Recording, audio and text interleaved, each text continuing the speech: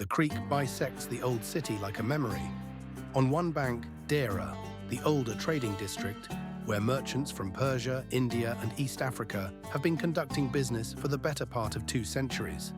On the other, Burj Dubai, where the fort and the wind tower houses of the original settlement still stand, improbably within sight of the contemporary skyline. Between them, the water, a tidal inlet running roughly 3 kilometers from the Gulf before narrowing and ending in the desert to the south. The creek is where Dubai began and where the version of the city that preceded the towers remains most legible. The Abra crossing takes perhaps 4 minutes. A small wooden ferry, open-sided and low in the water, carries commuters and visitors between the 2 banks for 1 dirham, a price unchanged for as long as most people can remember.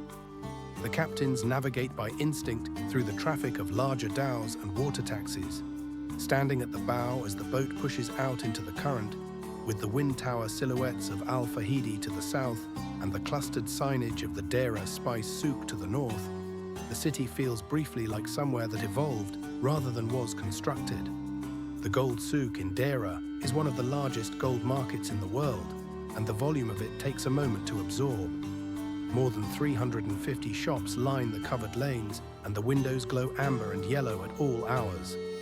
Gold is sold by weight, priced daily against the international rate, with workmanship charged as an additional premium. The necklaces, bangles, and earrings stacked in the displays represent a working retail gold market that has operated in roughly this form since the 1940s. The covered arcade was built in the 1960s to provide shade over a trade that was already well established.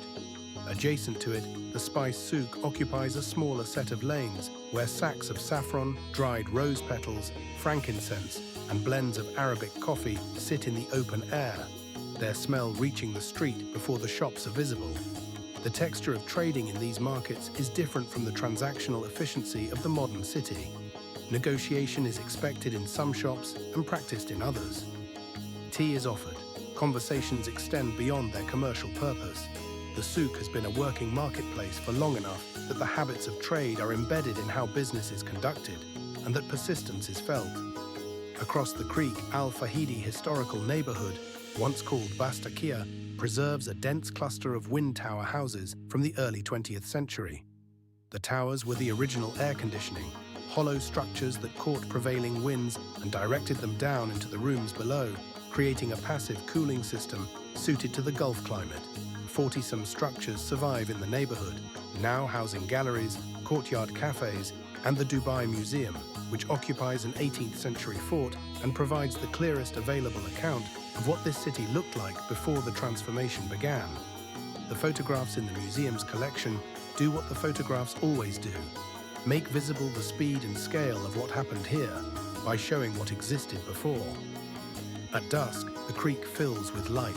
The dhows, still working cargo vessels making runs to Iran, Somalia, and India, string-colored lights along their masts and superstructures, and the water carries the reflections of both the old district and the towers rising behind it.